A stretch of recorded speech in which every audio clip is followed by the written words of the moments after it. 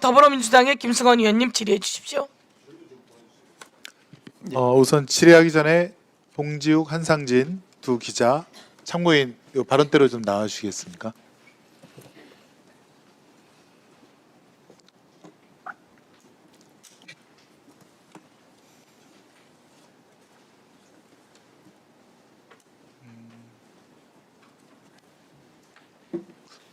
같이 계시는 게 낫지 않으실까요? 같이요. 따로 같이 계시는 게 좋을 것 같습니다.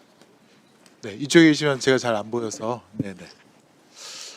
예, 지금 저는 2022년 3월 대선 직전에 후보자에 대한 검증에 관해서 사실적인 그리고 공익적인 보도를 한 두 기자에 대해 1년 6개월이 지난 다음에 갑자기 윤석열의 명예를 훼손했다라고 하면서 이건 대선을 앞둔 정치 공작이다 이런 프레임으로 어마어마한 수사와 인권 탄압을 했던 그런 사안에 대해서 질의를 드리고자 합니다. 상기시켜 보시면 이게 지금 2023년 9월 1일 검찰이 신학님 전 언론노조위원장을 압수수색하면서 조선일보가 갑자기 김만배 기획 신학님 실행 허위 인터뷰라는 보도를 냈고요. 그다음에 9월 4일 국회 이동관 방통위원장이 이것은 방심위에서 모니터하고 엄중 조치를 하겠다. 그다음에 9월 5일 대통령실에서 희대의 대선 정치 공작 사건이다라고 규정을 하고 9월 5일 국회에서 권성동 국힘당 의원이 뉴스타파 보도는 선거 공작이다 이렇게 말을 하자 한동훈 장관이 수사에서 엄정하게 책임을 물을 것. 또 같은 날 방심위에서는 뉴스타파 보도를 인용한 방송사 심의 처벌하는 민원 70건이 접수된 후에 바로 일주일 후에 긴급 안건으로 상정을 의결했고요. 9월 7일 드디어 서울중앙지검이 움직이면서 대선 개입 여론조작 사건 특별수사팀 강백신 팀장으로 한 10여 명의 검사들로 구성을 하고 그다음에 9월 8일 국회 국민의힘에서 대선 공작 게이트 진상조사단을 발족합니다. 유희동 의원이 단장이었는데 9월 12일 방심위에서 드디어 4개 방송국 6개 프로그램에 대해서 1억 4천만 원 아마 이게 그 방심위 설립된 지 가장 많은 그런 과징금을 부과하고 드디어 9월 14일 중앙지검에서 뉴스타파 사무실과 여기 두 참고인인 한상진 봉지욱 기자의 집을 압수수색을 합니다.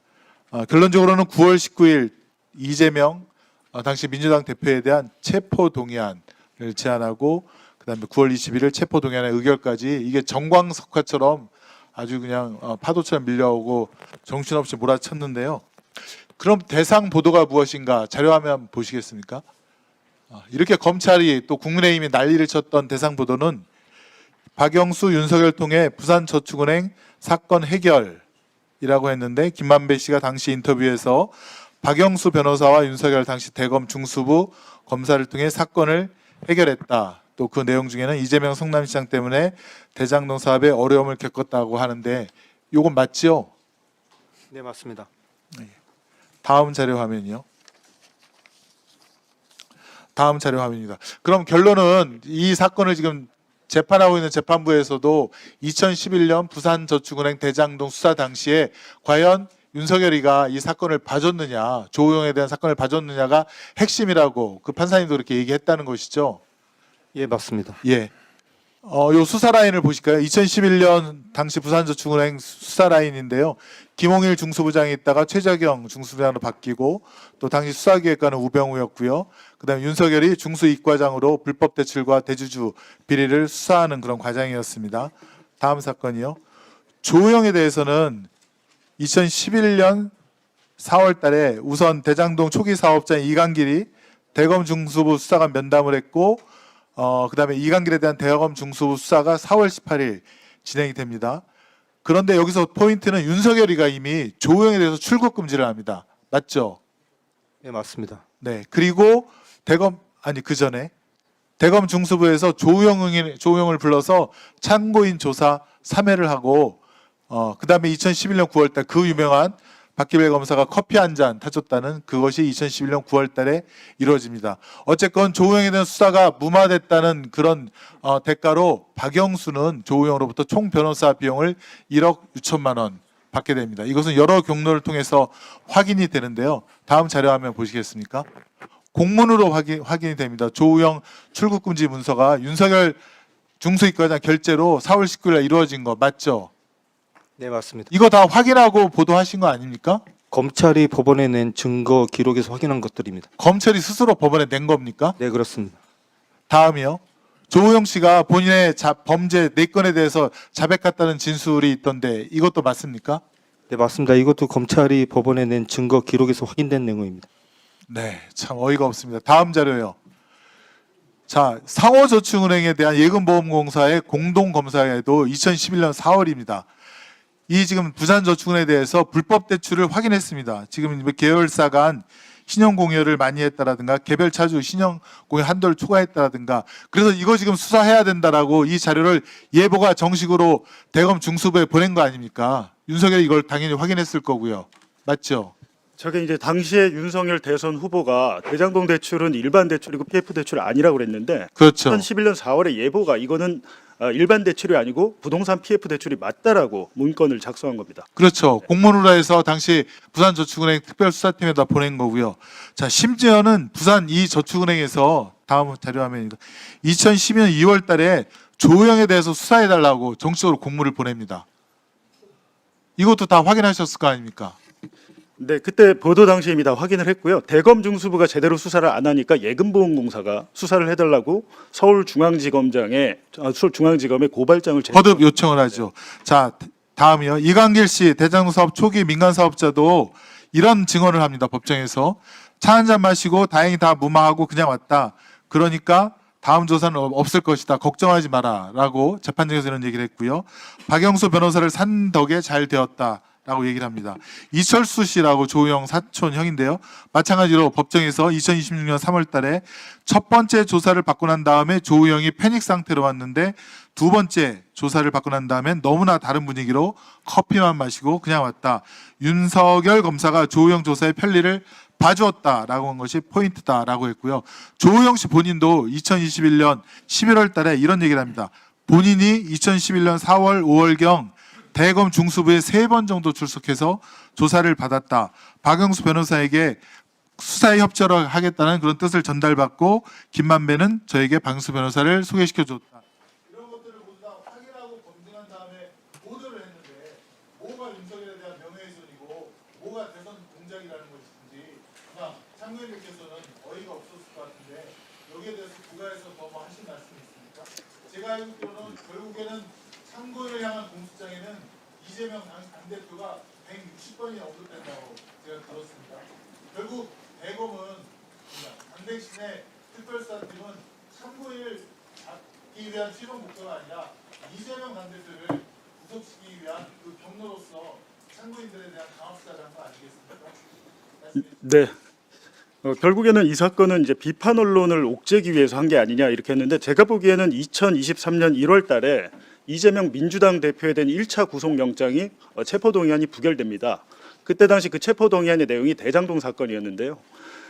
그 다음 달에 이제 저희 그 이재명 대표를 서울중앙지검 강백신 팀장이죠. 그때 불러서 이재명 대표에게 뉴스타파 보도를 제시합니다. 제시하면서 여기 나오는 이 공산당 프레임을 김만배와 당신이 만들어서 유포한 거 아니야? 이런 식으로 이제 질문을 해요.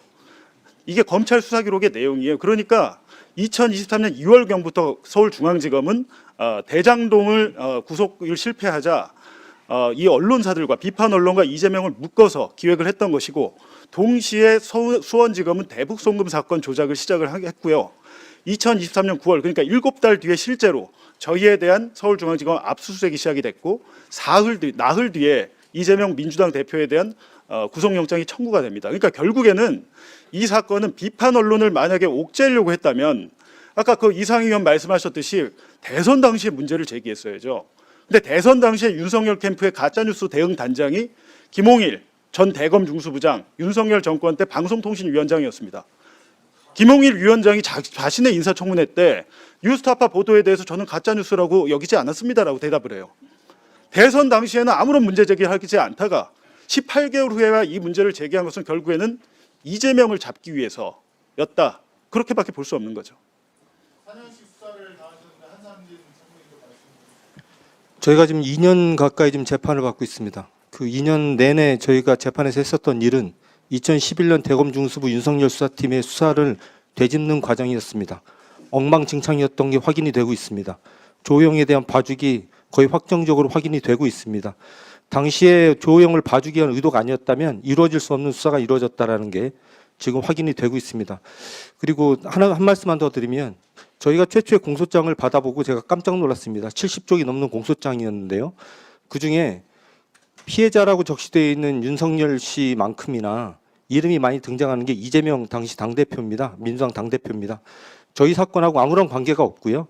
저희 뉴스타파가 보도한 이 보도 내용과 민주당과 이재명을 연결시켜주는 증거는 그 어디에도 없습니다. 그런데 공소장 내용의 상당 부분이 이렇게 보인다 저렇게 보인다로 구성이 되어 있었습니다.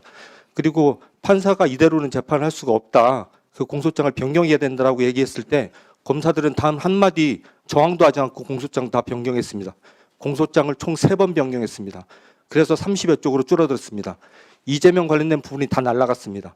그런데도 불구하고 이 재판이 계속 진행되고 있습니다. 저는 이 재판이 부당하다고 생각합니다. 수사 기록도 7만 페이지나 된다고 했는데 그 양으로 사람 죽이는 거 아닙니까? 수사 기록이 총 5만 페이지 한 5, 6만 페이지 정도 되는 걸로 기억이 되는데요. 한 말씀만 드리면 저희 뉴스타파 보도 내용과 관련된 수사 기록은 사실 얼마 되지 않습니다. 대부분이 저희 사건과 아무런 관계가 없는 기록들이 대부분이었습니다. 수고하셨습니다. 예, 들어가십시오. 그 보도와 아무 관계가 없는 제 통신 기록도 다 털렸습니다. 박상용 녹음에는 주범을 이재명으로, 그리고 대장동 국정조사 과정에서는 검사들의 우리의 목표는 단 하나다, 이재명. 그리고 지금 뉴스타파 보도 관련해서도 모든 내용이 공소장의 절반이 이재명으로 들어가 있다가 그게 공소장 변경을 통해서 다 날라갔다, 이런 내용인 것으로 확인됩니다. 예, 다음은 네, 저 강백신 정인. 네, 정인은 대장동 사건 윤석열 명예훼손 사건 이 수사하셨는데 범죄 수사가 필요하다고 해서 형사소송법이나 검찰청법 무시하고 수사하면 안 되죠. 당연히 적법 절차를 지켜서 수사를 하였습니다. 무시하면 안 되죠. 네. 자, 정인 대장동 사건 윤석열 명예훼손 사건 수사하면서 내 편, 네 편 가리지 않고 엄정하게 수사하셨습니까? 주어진 증거와 법리에 따라서 객관적이고 공정하게 수사를 진행하였습니다. 내 편, 네 편 가리지 않고 수사하셨습니까? 네 편, 내 편 가리고 그런 개념은 없습니다. 수사할 때. 내 편이라도 엄정하게 수사하셨다. 헌법과 그렇습니까? 법률에 따라서 원칙에 따라 수사했습니다. 한번 봅시다. 내 편, 네 편 가리지 않고 엄정하게 수사했는지. 자, 아까 존경하는 양문환 의원님 질의에서 정인이 이 사건 특수하다 이런 말씀을 하셨는데 명예훼손 사건 정인 20년 검사 생활 하시면서 간단하게 대답해 주십시오. 당사자의 명예훼손 피해자 처벌 의사 확인하지 않고 기소한 적 한 번이라도 있습니까? 이 사건 말고. 정확하게 기억은 안 나지만 명예훼손 사건의 경우에는 반환사 불별죄이기 때문에 처벌 의사 확인 안 된 경우에도 기소되는 사례가 종종 있는 걸로 알고 있습니다. 정인이 그렇게 했냐 안 했냐 그런 적 있냐고 물어보는 거잖아요. 정인이. 제가 처리한 사건 중에도 그런 없죠. 사건이 있을 이 수도 사건 말고는 있습니다. 없잖아요. 안 그래도 일 많아 죽겠는데 처벌 의사 묻지도 않고 고생해서 기소해가지고 나중에 공소기각 우려했는데 그렇게 할 검사가 어디 있어요? 됐어요. 사건을 수사하다 보면 됐어요. 자, 강일민 검사, 강일민 정인. 네. 2015년도에 수원지검에서 우리 남욱 정인을 변호사법 위반으로 구속 기소하셨죠? 네, 맞습니다. 1심에서 무죄 났죠? 네, 그렇습니다. 근데 2심 첫 번째 공판기일이 2016년 1월 27일입니다. 네, 날짜는 제가 확인되는 자료에 하면은 그때 정인은 변호사법 위반이 아니라 횡령죄로 공소장 변경을 하겠다 그래가지고 속행을 요청합니다. 그런 적 있죠? 제가 직접 항소심에 들어가지 않았습니다. 네, 항소심 아니었어. 그러면은 항소심에도 계속 1심 수사 검사로서 관여는 했죠. 아니 그렇지 않습니다. 제가 그 부분에 대해서는 이미 진술을 한 바가 있는데요. 제가 1심에서 무죄를 받았고 1심에서 횡령으로 공소장 변경을 할지 여부를 지휘부가 검토했다가 1심까지는 그냥 유지하고 만약에 무죄가 났을 경우에 항소심에서 변경을 하자. 그래서 그 부분을 제가 항소심에 올라가는 고검 검사가 볼 수 있게 분명히 써놓은 게 확인이 됩니다. 기록상으로. 그런데 그 당시에 고검 검사께서 저한테 상의 없이 그냥 1심 첫 기일에서 바로 그냥 더 이상 할 게 없다고 하고 마친 사건입니다. 그래서 2심에서 무죄가 났습니다. 확인되는 기록에 하면은 첫 번째 공판기일에서 더 이상 할 게 없다고 한 게 아니라 첫 번째 공판기일에서는 공소장 변경 필요하다 네. 검토하겠다 그래가지고 속행을 요청을 해요. 제가- 그래가지고 2016 3월 4일 2차 공판기일에 검사가 갑자기 공사 변경하지 않겠다 그래서 종결이 됩니다. 네. 그때 그건 그러면은 공소 법정이나 제가- 나가지 않았습니까? 그러면은 항소심은 제가 한 번도 그때 항소심 유지한 공판 검사랑 소통한 적 없습니까? 없습니다. 자, 그러면 그 당시에 곽상도 씨한테서 전화 받은 적 없습니까? 저는 그분이 누군지도 그 당시에는 알지 못했습니다. 곽상도 씨의 그 갔던 대학 동문 후배는 아닙니까? 저는 서울대 나왔습니다. 동문 후배 아니에요? 아닙니다.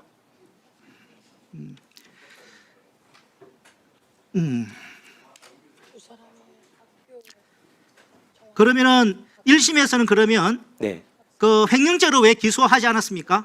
1심에서는 당시 이제 그 예금 보험검사 수사 의뢰 자체가 그 이강길 씨의 횡령금을 일부 로비 자금으로 쓴 걸 확인해 달라는 그런 취지였습니다. 그래서 전부 로비스트로 변호사법 위반으로 기소를 했기 때문에 이 기소를 전체적으로 같이 진행하기 위해서 1심에서는 하지 않았고 자, 좋습니다. 예, 자, 근데 1심 판결문을 보면 맞습니다. 예. 남욱 씨가 어떻게 이 판결이 어떻게 되냐면은 남욱 씨 피고인의 주장대로라면 피고인은 특경가법상의 횡령죄에 해당할 수 있다는 거예요. 그런데 맞습니다. 검찰이 횡령죄로 기소 안 하고 변호사법 위반죄로 기소해가지고 무죄가 났습니다. 남욱 씨 그런 주장한 적 있죠? 네, 그렇습니다.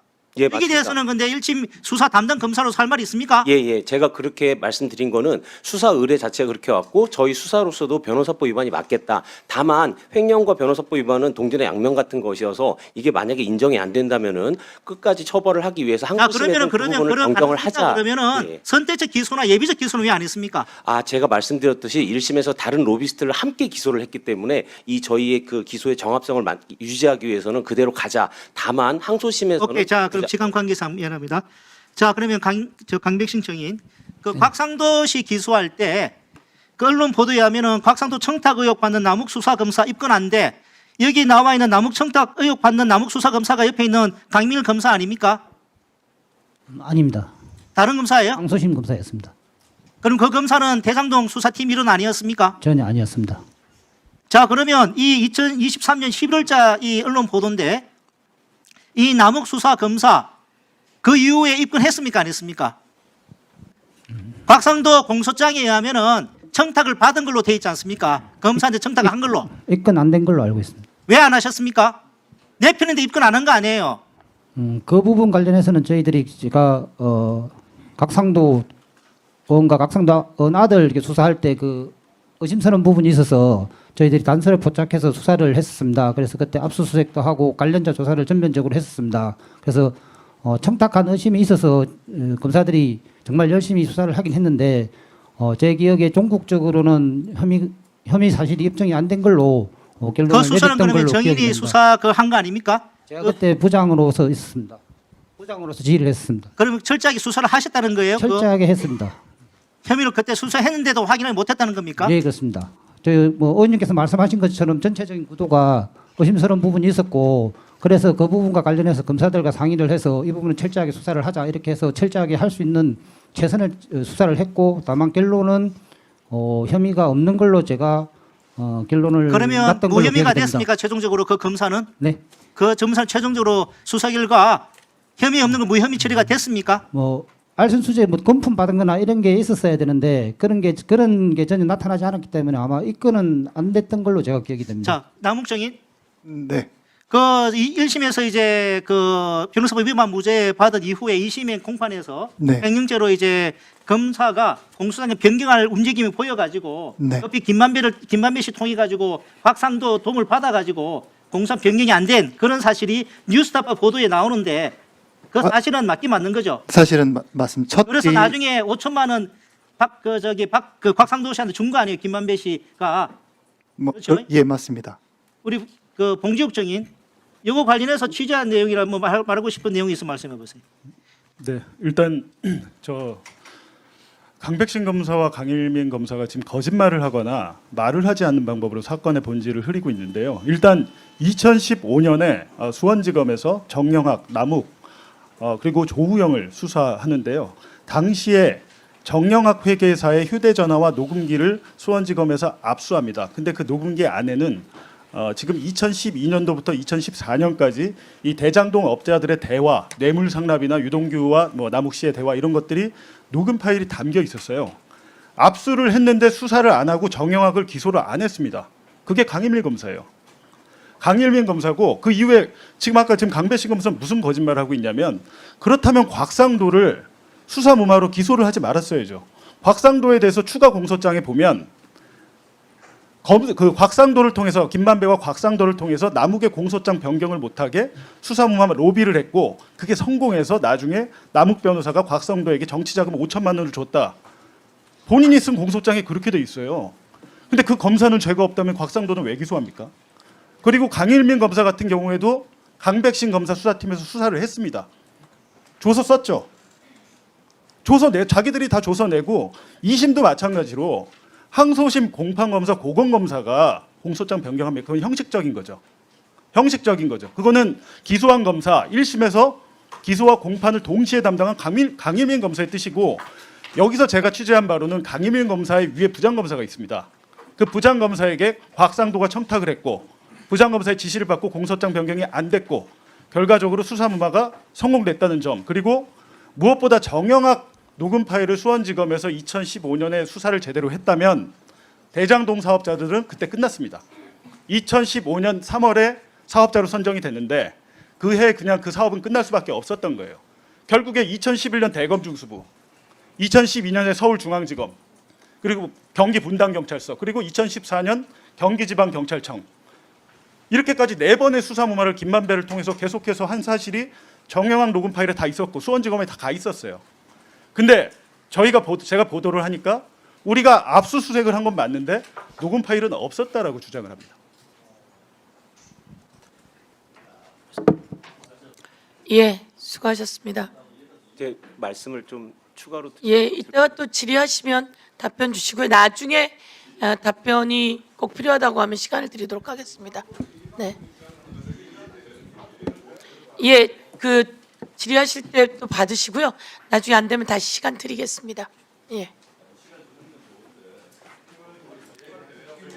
다음은 더불어민주당의 이건태 의원님, 김승원 의원님, 예, 더불어민주당의 김승원 의원님 질의해 주십시오. 예, 질의 시작하기 전에 이철수 증인 발언대로 좀 나와주시겠습니까?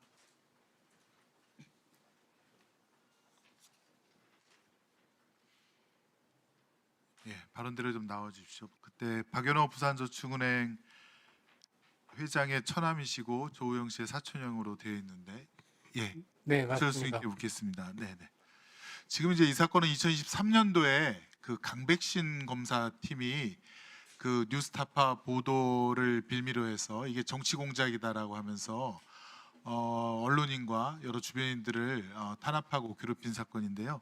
이철수 증인께서는 법정에서 증언을 하셨더라고요. 네, 2026년 3월달에 예, 그때 뭐라고 하셨냐면 조우영 씨가 말하기를 첫 번째 조사받고 난 다음에는 패닉 상태로 아마 증인에게 전화가 왔고 두 번째 조사를 받고 난 다음에는 너무나 다른 분위기로 커피만 마시고 그냥 나왔다 이렇게 법정에서 증언을 하셨는데 맞습니까? 네, 맞습니다. 예, 조금 더 부연 설명해 줄 수 있습니까?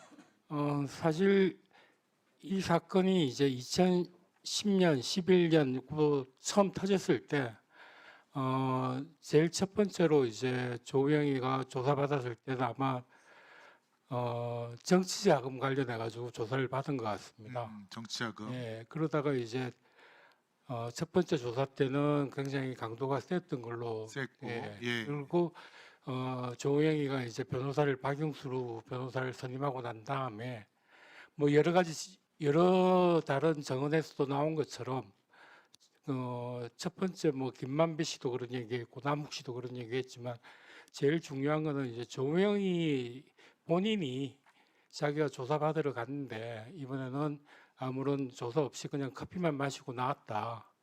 그러면서 편안한 분위기에서 네, 예, 아주 뭐 추궁이 되는 조사 없이 그냥 나왔다는 거죠. 네. 그 이후로 수사는 그냥 끝났다는 거고요. 예, 그 뒤로는 또 뭐 조행이가 그 정치자금 얘기를 하셨는데 사실은 이때 어떤 얘기들이 첩보들이 많이 들어왔냐면 부산저축은행 임원진들이 되게 광주일고 출신들이 많지 않습니까? 그러니까 이게 이명박 정부 때 일이니까 이 로비를 캐면 뭔가 민주당 쪽에서 나올 것이다 인사들이.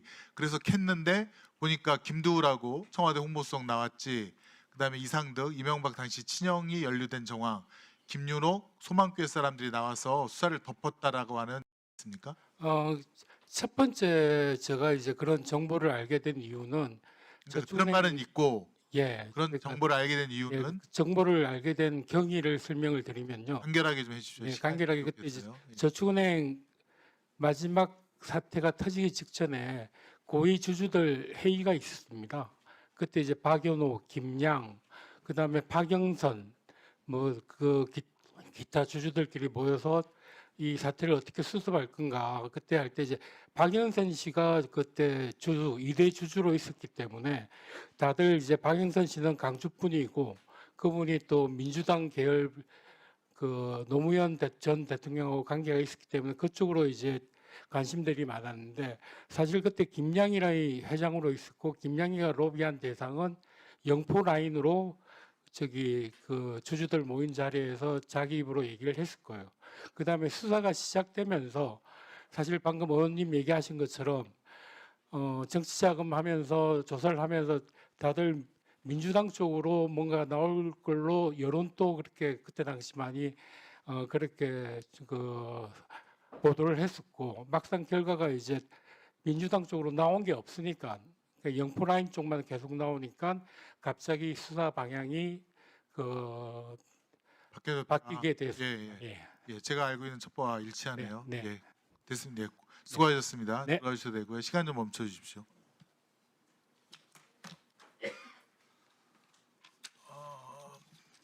김우철, 봉지욱, 한상진 세 분 좀 나와주시겠습니까?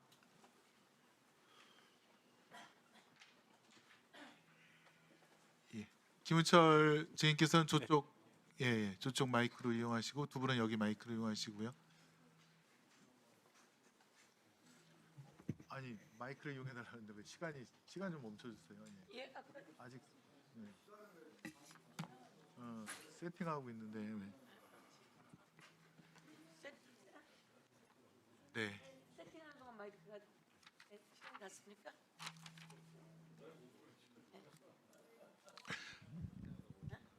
네, 시작하겠습니다. 이제 사실은 그 2022년 그 언론 보도는 2011년도에 윤석열이 검사로서 대장동 부산저축은행 그 수사를 부실하게 했던 것을 정확하게 보도한 것인데 오히려 그에 대한 탄압은 여기 계신 세 분이 받았고 불법 압수수색부터 심하게 또 포렌식까지 엄청난 피해를 입으셨는데요. 한 분 한 분께서 좀 증언을 해주셨으면 좋겠고 사실은 저희가 자료 화면을 준비한 것은 많습니다. 한번 띄워보실까요? 봉지욱 기자에 대해서는 법원이 압수수색하지 말라고 사선을 그어서 기각을 시켜버렸는데 그 부분까지 다 압수수색을 했다는 것과 다음이요. 다음 봉지욱과 조우영 씨가 통화를 한 게 없는데 4번이나 통화했다라고 이렇게 자료를 위조한 것과 다음이요. 영장한 거를 다 돌려줬다라고 확인서를 써준 후에 같은 날 봉지욱 기자로부터 압수한 것을 다시 재압수하는 이런 만행도 저질렀고요. 한상진 청문회에 대해서 마찬가지의 그런 영장 범위에 포함되다는 것을 마지막으로 김우철 증인에 대해서 한 번만 자료화면 띄워주시겠습니까? 김우철 전문위원에 대해서는 이재명, 송영길 증인 정치인들을 빨리 줄여라 이런 내용으로 굉장한 압박을 받은 걸 알고 있습니다. 세분께서 국민 앞에 본인들이 당하셨던 불법 압수수색도 인권실 수사에 대해서 한 번씩 말씀해 주시면 감사하겠습니다. 제가 먼저 저는 윤석열 명예훼손 혐의로 그 당시 압수수색을 당했는데 압수수색 영장에 나오는 김만배, 허재현, 신앙님, 그 조우영, 이철수 뭐 이런 분들을 단 한 번도 본 적도 없고 내 핸드폰 압수수색해서 거기서 전화번호도 나온 적이 없습니다. 물론 이제 조사 6번 받았는데 첫 번째 조사에서 그분들 전화번호도 없고 통화 내역도 전혀 없다는 걸 검사가 다 확인했거든요. 그러면 당연히 빨리 수사를 종결해야 되는데 2년간 6번이나 조사하고 아까 뭐 새벽 6시까지 그러는데 저도 10시에 가서 새벽 4시, 5시까지 6번이나 2년 동안 조사받았어요. 포렌식 하면 거의 몇십만 건 사진이나 파일이 나오지 않습니까? 그걸 전부 다 소명을 다 해야 되고 통신내역조회 서영교 위원장님 뭐 통신내역조회 당했다고 그러는데 제 주변에 핸드폰에 있는 한 9천 명 그 사람들 통신내역조회 전부 다 해가지고 사돈의 8촌까지 전부 통신내역조회했어요. 내 저 동생 결혼식 때 내 처음 받는 처남 저 재수 씨 친정 오빠 그런 분들은 30년 동안도 본 적도 없는 사람들 다 통신내역 조회해가지고 사돈 민주당이 있으니까 내 이렇게 피해 당한다고 전부 다 인간관계 이간질 시키고 초등학교 동기들 뭐 대학교 동기들 전부 다 통신내역 조회해가지고 그렇게 하고요. 제가 저 2년 동안 저 국회 정책연구위원 2급으로 있었습니다. 그 제가 무슨 도주하고 그 한다고 출국 정지 시켜가 집에 아파트에다가 딱지표 한 달이 멀다 하고 붙이고 말입니다. 이게 무슨 대한민국 민주공화국입니까 이게? 아무도 책임지지 않아요. 윤석열 정권에서 제가 무혐의 처분 받았지만은 누구 한 사람 미안하다 뭐 전화 한 사람 있습니까? 검사가 형사상의 책임은 면하더라도 민사상 책임까지 면하는 건 아니에요. 정말 제가 아까 뭐 국힘당 의원님들이 뭐 가족이 어떻고 그러는데 제 어머니 지금 90 앞두고 계신 분 침실까지 전부 다 압수수색 수사관 3명이 들어가가지고 조사하고 속옷도 다 뒤지고 서랍장까지 뒤지고 그래가 이게 무슨 민주공화국이에요 이게?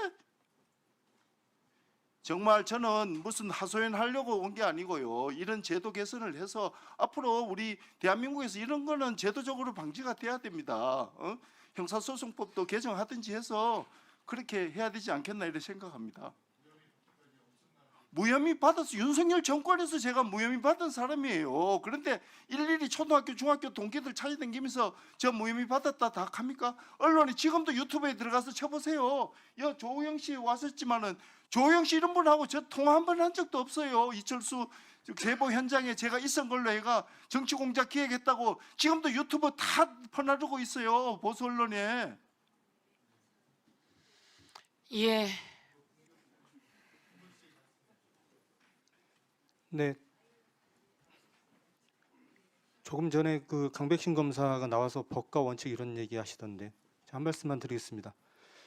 저희 뉴스타파를 상대로 한 수사 전 과정이 저는 불법으로 점철됐다고 생각을 합니다. 일단 법원이 압수수색을 허락하지 않은 범위에 대해서도 저희 집에서 압수수색을 하면서 불법 압수수색이 진행됐습니다. 저희 집에서는 노트북을 들여다볼 수 없도록 법원이 허락을 하지 않았습니다. 그런데 저희 집에 있는 노트북, 심지어는 저희 딸아이가 쓰는 노트북까지 다 분해해서 외장하드 물려서 다 열람했습니다. 이메일을 2,000건이 넘는 이메일을 다 열람했습니다. 그 부분에 대해서 지금 국가배상 소송을 제기해 놓은 상태인데 그게 제대로 진행돼서 여기에 따른 처벌을 다 받기를 바라는 마음입니다. 또 하나 말씀을 드리면 지금 국민의힘에서 윤석열 커피라는 프레임으로 수사 시작부터 계속적으로 말씀을 하고 계시는데요.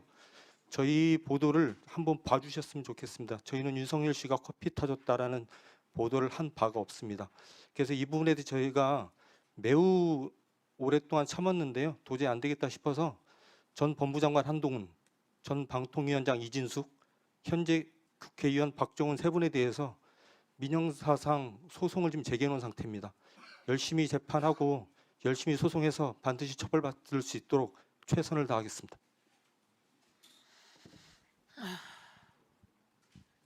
네, 아까 그 김승원 의원님께서 보여주신 그 통화 녹취소 조작, 그게 이제 강백신 팀에서 저를 수사할 때 제가 이제 제 수사 기록을 보니까 앞서 이제 대장동 사건에서는 재창희 형을 실장님으로 둔갑을 시켰잖아요. 그리고 그걸 법정에서 제출을 했는데 제 사건에서는 지금 오늘 조우영 씨 나와 있지만 조우영 씨와 제가 통화한 사실이 없습니다. 2021년 10월 26일에 90분 동안 만난 적만 있어요. 근데 저와 조우영 씨가 통화를 4번 한 것처럼 녹취소를 조작을 해놨습니다. 통화 상대방을. 그러니까 이거는 제가 볼 때는 실수가 아니다. 왜 하필 강백신 팀에서 자꾸 이런 녹취소 조작이 나오냐. 이 부분에 대해서 저는 반드시 이제 수사를 해봐야 된다고 생각을 하고요. 그리고 지금 오늘 강일민 검사 나와 있는데 강일민 검사가 당시 강백신 밑에서 저희에 대한 이제 압수수색을 제 휴대전화 3대를 집에서 이제 가져갔다가 4개월 후에 제 휴대전화를 돌려주면서 나중에 알고 보니까 원래 휴대전화를 돌려줄 때는 제 휴대전화에 있는 전자정보 삭제 폐기 확인서를 주게 돼 있습니다. 근데 그나마 저희가 기자니까 그거라도 준 거지 일반인들한테는 그거 주지도 않더라고요. 근데 제 휴대전화를 돌려주고 당신 휴대전화 정보를 모두 다 지웠어라고 하면서 동시에 제 휴대전화 3대 중 1대에 대한 전체 전자정보를 압수해 갔습니다. 영장 없이 그걸 압수해 갖고 경향신문 이호상 기자에 대한 휴대전화 정보도 전체를 강일민 검사가 지휘해서 D넷에 올라갔어요. 강백신 팀에서 다 이루어진 일입니다. 이 부분에 대해서 해야 되고요. 저는 또 오늘 여기 이창주 수사관, 중앙지검 반부패 수사관 나와 계신데 저희 집에 아침에 새벽 4시부터 기다렸대요. 아파트 복도에서.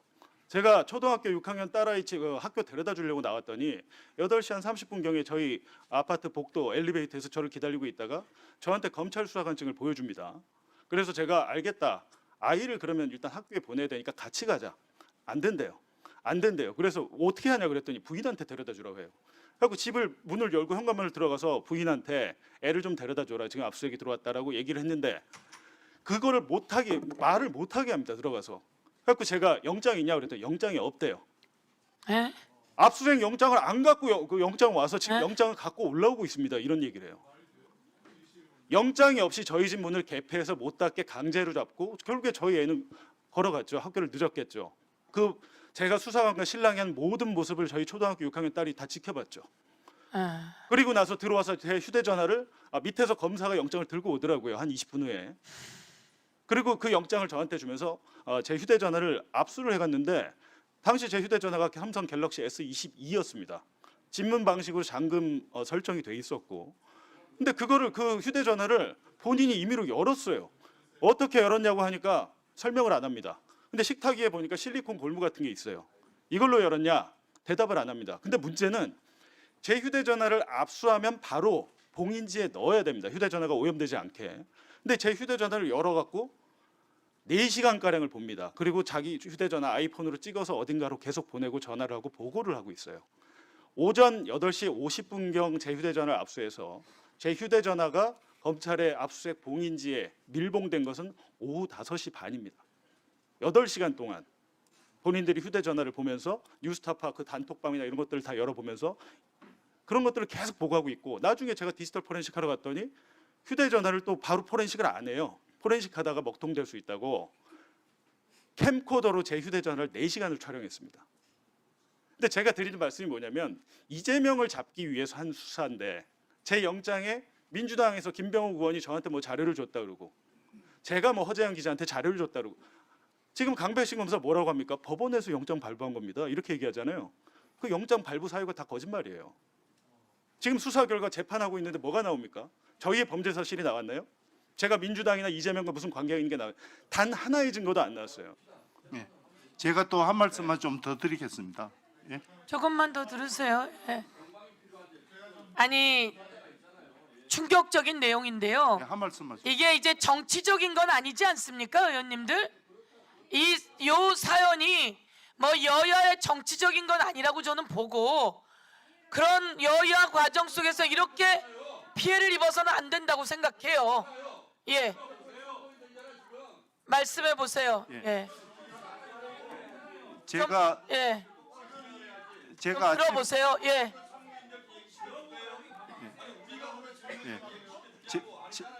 예.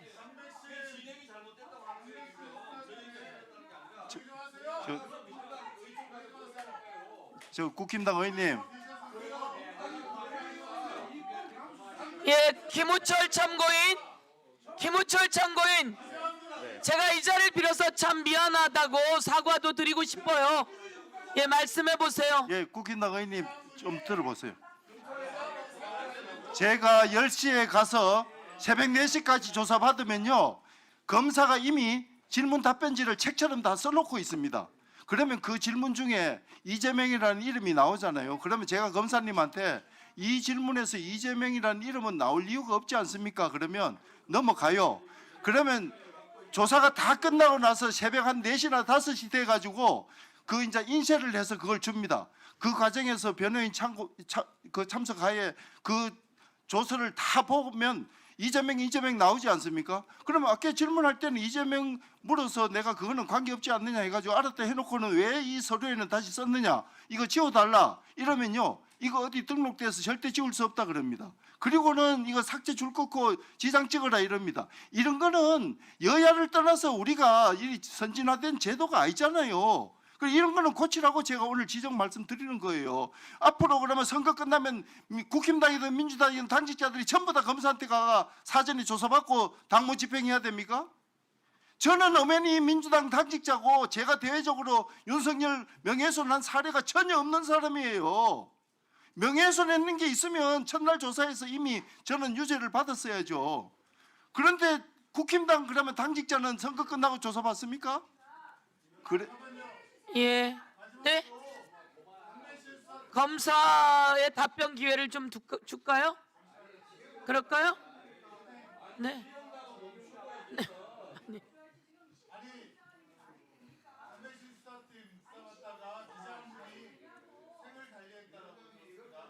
네.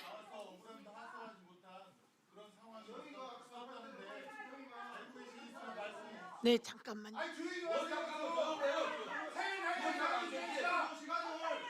이거 예, 김승원 의원님. 하동수 참고인 좀 나와주시겠어요? 기자님들 저쪽에 서주시고 하동수 참고인 쪽에 서주십시오.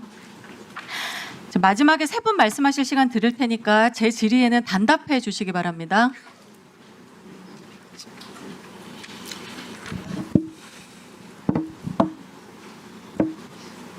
예, 장시간 고생 많으십니다. 자, 우선 윤석열 명예훼손 사건은 이재명 대표를 타깃으로 한 정치적인 기획 사건이고 이 과정에서 비판 언론에 재갈 물리는 보복 수사 감행했다는 것이고요. 위법적인 수사 기소 과정이 아까 참고인들 진술로 만천하에 지금 드러났습니다. 자, 우선 아까 그 압수수색 과정에 대해서 충격적인 사실들을 얘기해 주셨는데요. 당시 참고인들 자택 압수수색 영장이거든요. 이거 두 참고인 동일합니다. 검사의 압수수색 신청 항목은 가부터 사까지 7개인데 이거 다 6개 삭선 처리 다 되고 겨우 1개 살아남았어요. 아니 무슨 명예훼손 사건에 이런 과도한 압수수색 영장을 청구합니까? 이 자체가 말이 안 되고요. 자, 그런데 한상재 참고인, 이 허용 범위도 넘어서서 이 1개 허용 범위도 넘어서서 수색이 이루어졌다는 거죠? 네, 그렇습니다. 위법한 수색 상황 촬영한 영상 증거도 가지고 계시죠? 저희 집에서 진행된 압수수색 전 장면이 녹화되어 있습니다. 네. 그리고 서류 취재 수첩 이거 대상 아닌데 이것도 수색당했습니까? 네, 명백하게 수색 대상이 아님에도 불구하고 심지어는 제가 당시 저희 집을 압수수색했었던 지금 이 자리에 나와 있는 이건훈 검사에게 저희 집에 있는 서류나 문건은 압수수색 대상이 아닌 걸로 되어 있는데 어떻게 된 거냐고 항의했는데도 물어보니까 했다는 거죠? 노트북에서 출력한 걸로 판단되는 서류는 압수수색할 수 있다라는 예. 식으로 답변했었던 기억이 네네. 자, 봉지욱 참고인도 이 본건과 무관한 전자정보 마구잡이로 압수수색 당했다는 거죠? 짧게. 네. 그러시죠? 네. 자, 검찰에 부여된 강제 수사권은 국민 기본권 침해를 최소화하는 한도에서만 허용되는 것입니다. 당연하죠.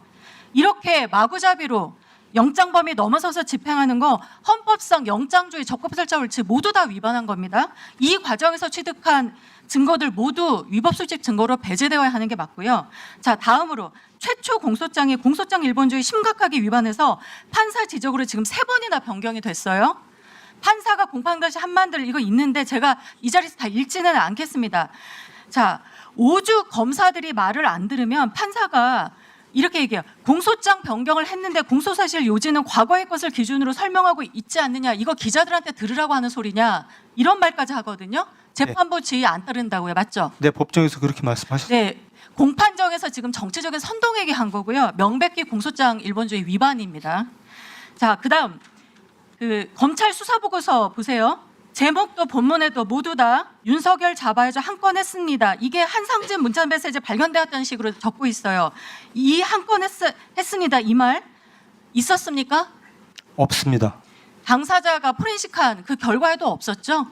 제가 저 얘기를 듣고 실제로 제 휴대폰에 저런 게 있는지를 제가 확인을 했고 제가 압수수색당했었던 휴대폰을 그대로 제가 포렌식을 했고 없다는 걸 확인해서 관련된 서류는 곧 제가 민형사 고소에 활용할 생각입니다.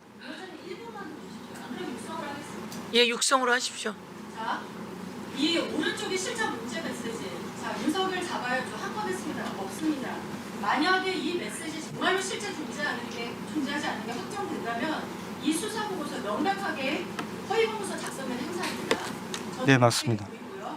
자, 하동수 참고인 아까 역시 통계 사건에서 증거 조작에 대해서 충격적인 얘기를 해주셨는데요.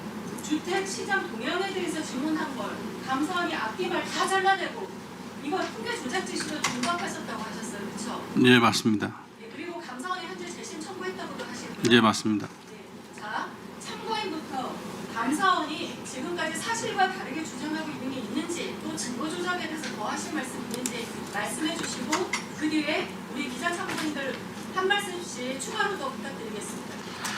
감사원은 기본적으로 청와대가 국토부에 어떤 일반적인 업무상 질문이나 전화 카톡이 있는 주는 다 통계 조작으로 둔갑시킵니다.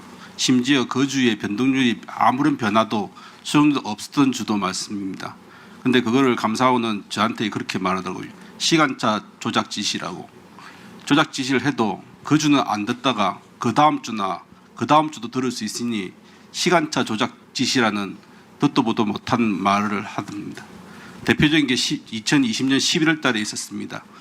11월 19일 날 전세 공급 확대 대책이 발표되었습니다.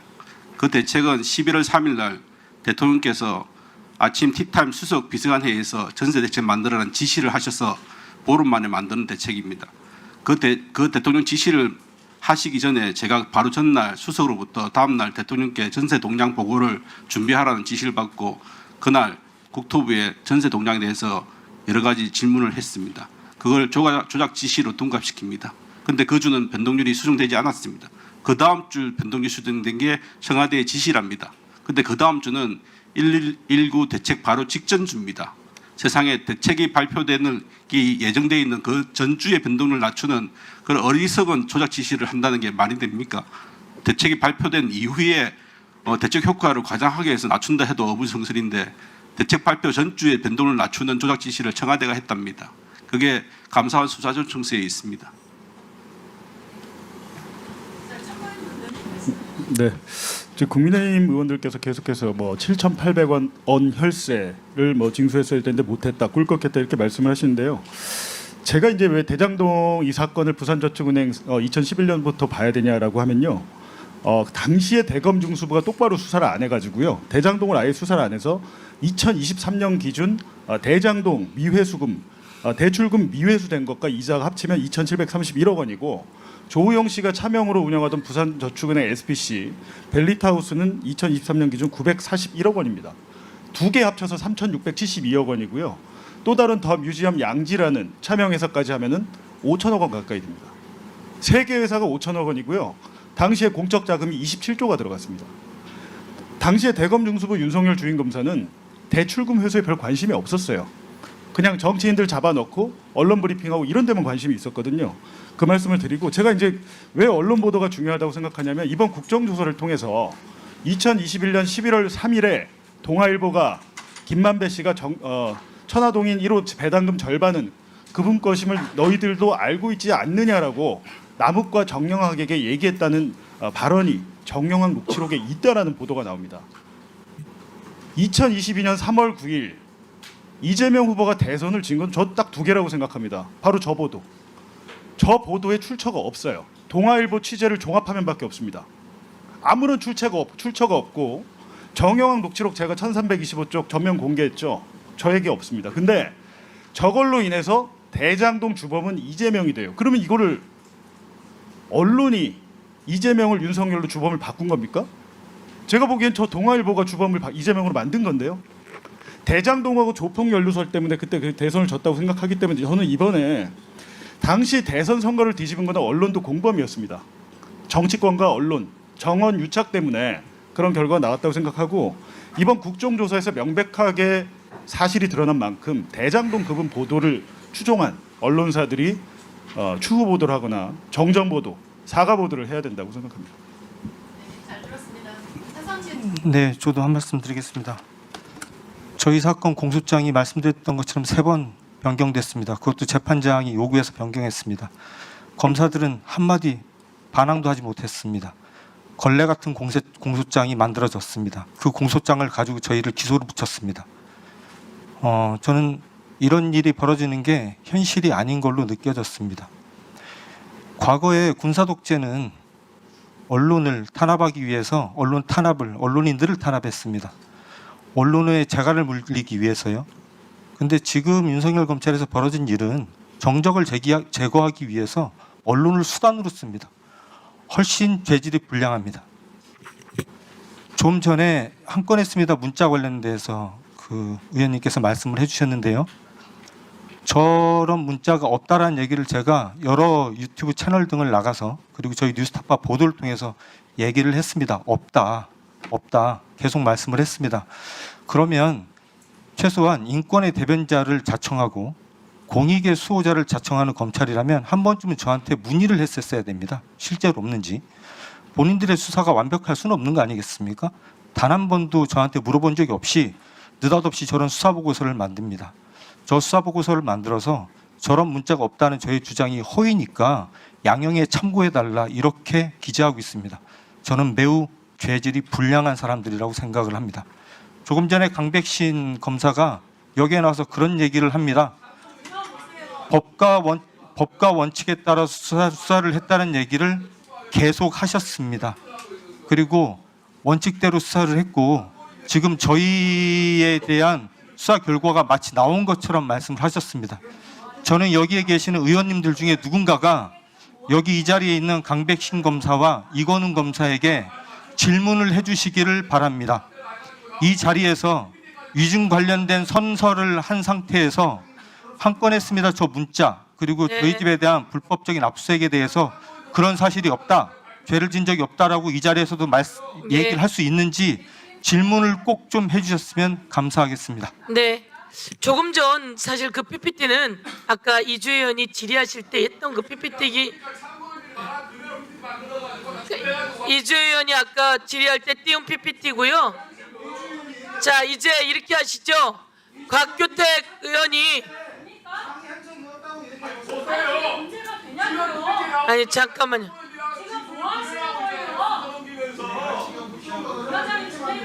아니 조금 전에 그 PPT는 이주 의원님이 아까 질의하시면서 띄운 PPT예요. 그렇죠? 자, 다음 곽규택 의원님 질의해 주시고요. 잠깐 이렇게 하시죠. 곽규택 의원님도 질의가 끝나고 조금 더 연장을 함께 하고요. 그 다음부터는 시간이 맞질 않습니다. 그래서 이런 식으로 하면 다 못. 그러니까 이렇게 하면 저기 다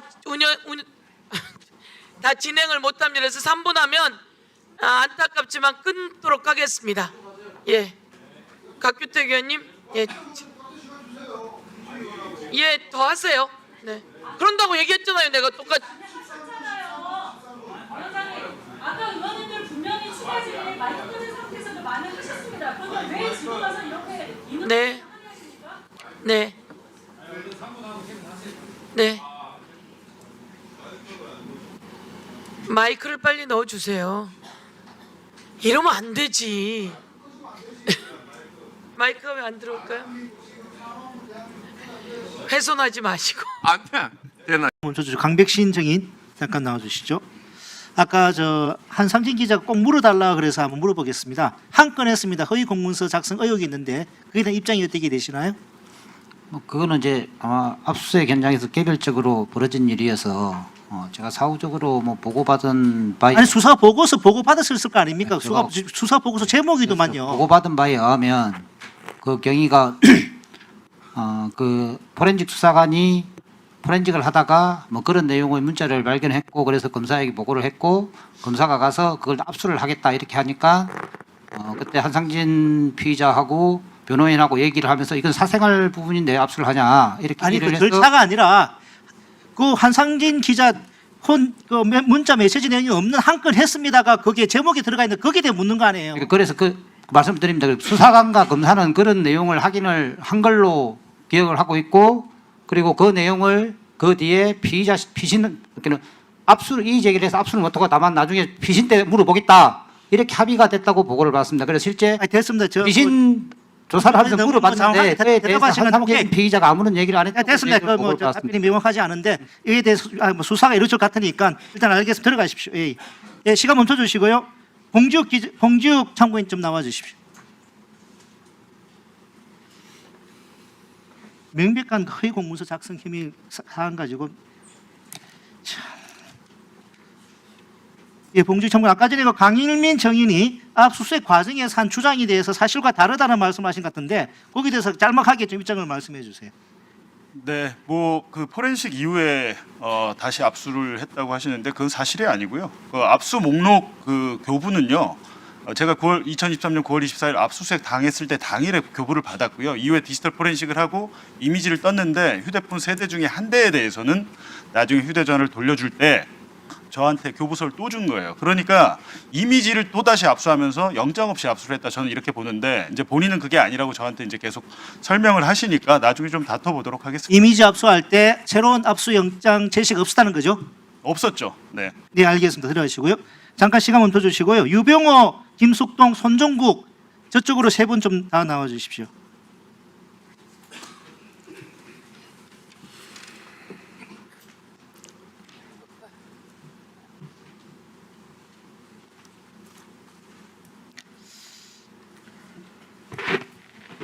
감사원법에 하면은 그 감사 결과 범죄 혐의가 있다 인정되면은 고발하는 거죠. 고발 규정만 있죠. 법에는 수사 의뢰 규정이 없죠.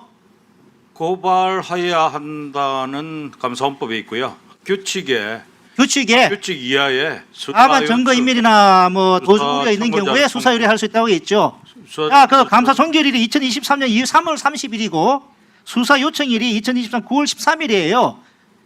6개월이나 간격이 있습니다. 이 단서의 수사 의뢰에 해당 요건이 안 된다고 보는데 입장이 어떻게 되십니까?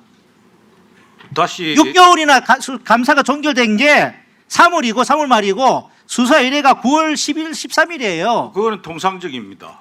그게 통상적이라고 저 정상훈 사무총장님 이게 통상적입니까? 뭐나 잠깐 계세요. 예. 수사 의뢰나 증거인멸 우려가 있을 때 예외적으로 감사위원회 의결을 표할 수 있는 수사 의뢰 이게 통상적입니까? 6개월이나 간격이 있는 게 이게 통상적인 거예요?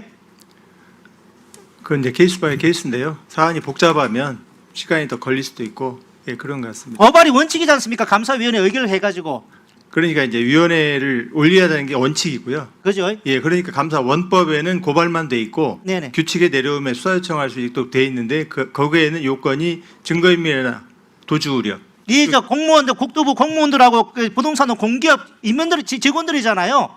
그렇습니다. 그리고 그 당시 휴대폰 다 포렌식 해가지고 다 증거 이게 확보가 되고 이게 그 도주리가 없는 거 아닙니까? 의원님, 이건 난이도 높고 감사 저항이 됐습니다. 심해가지고 3월달에 다 할 끝났는데 수밖에 뭘 없는 그래요? 상황이었습니다. 됐습니다. 저 윤성은 차관 그 윤성은 정인 예, 아까 전에 그 저 이번 감사 관련해서 미처 아까 전에 하지 못한 말씀 있으면 마지막으로 해주시죠. 예, 그래서 이 아래에서부터 이 강압적으로 해서 하나하나 짜 맞추어서 위로 올라가는 형태입니다. 저는 국토교통행정을 제가 33년을 했어요.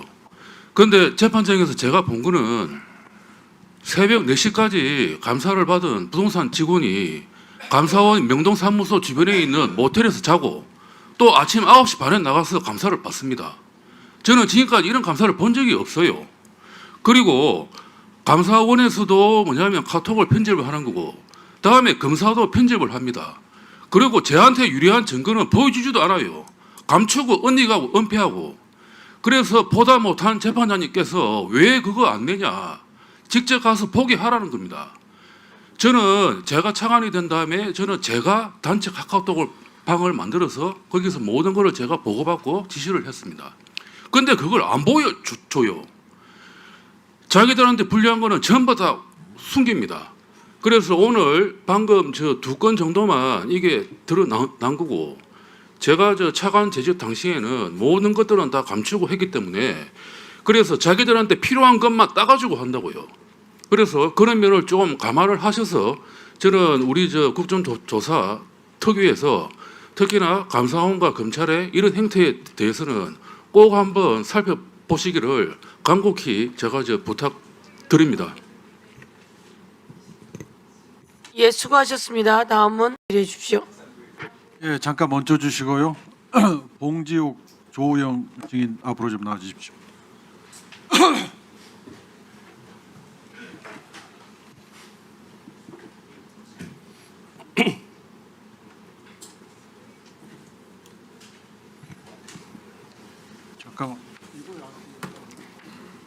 잠깐만요.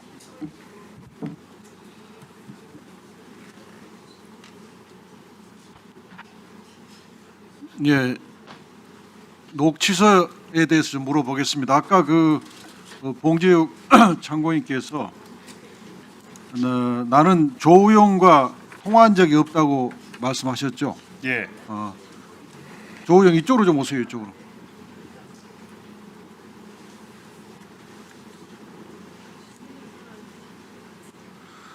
근데 2021년 10월 27일 날 검찰의 녹취록에 의하면 조용히 좀 해주세요. 나 의원님 조용히 좀 해주세요. 자, 나 의원님 조용히 좀 해주세요. 질의 중이잖아요. 시간 좀 다시 넣어주세요. 시간 다시 넣어주세요. 자, 아까 그 봉지욱 장관님께서 나는 그 조우용과 통화를 한 적이 없다고 말씀하셨어요. 그런데 검찰의 녹취록을 보면 21년 10월 27일 날 봉지욱, 조우영 간에 53분 10초 또 3분 37초 통화한 걸로 돼 있거든요. 자, 우리 봉지욱 장관님께서 기억을 못할 수도 있어요. 오래전 일이라서.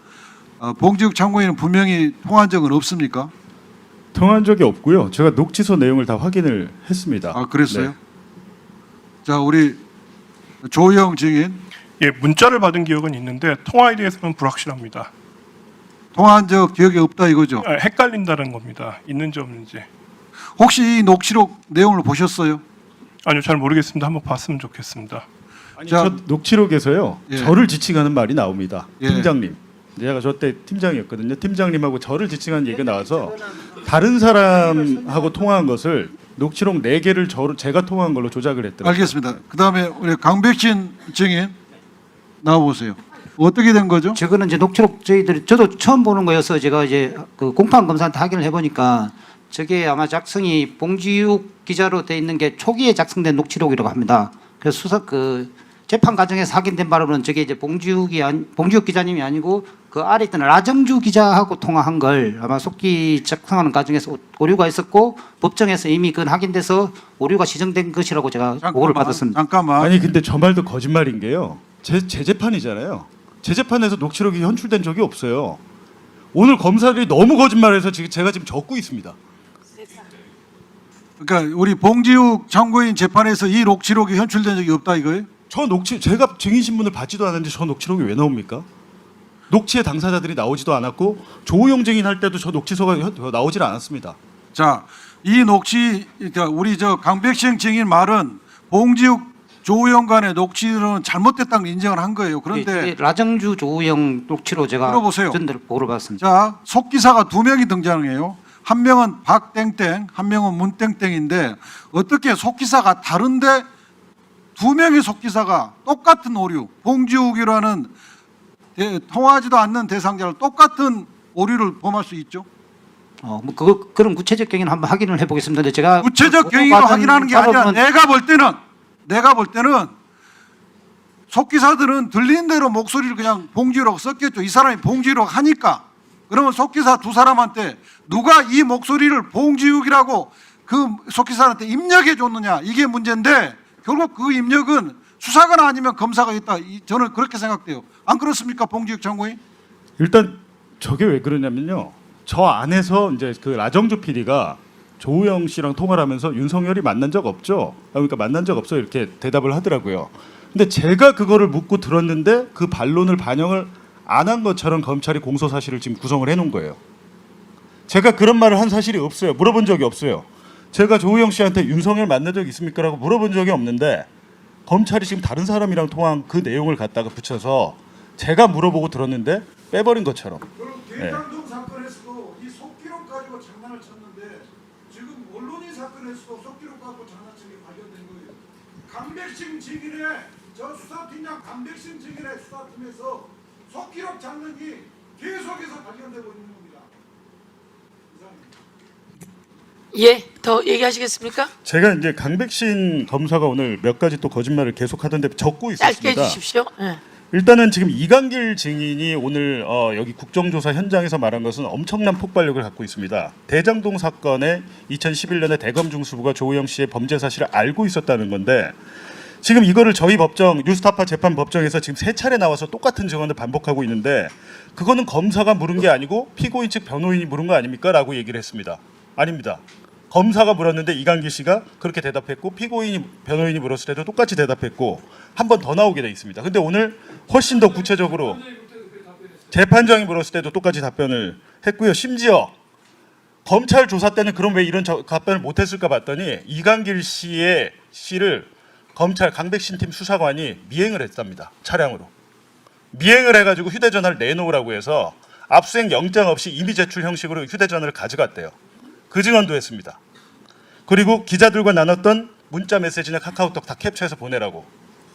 본인이 지금 다른 사건으로 아마 수사를 받고 있었을 때 같은데 약점을 이용해가지고 그리고 제가 계속 드리고 싶은 말씀이 조우영 씨 천화동인 욕구 실소유자인 거는 2011년 11월부터 검찰이 알고 있었는데 지금까지 기소를 안 했습니다.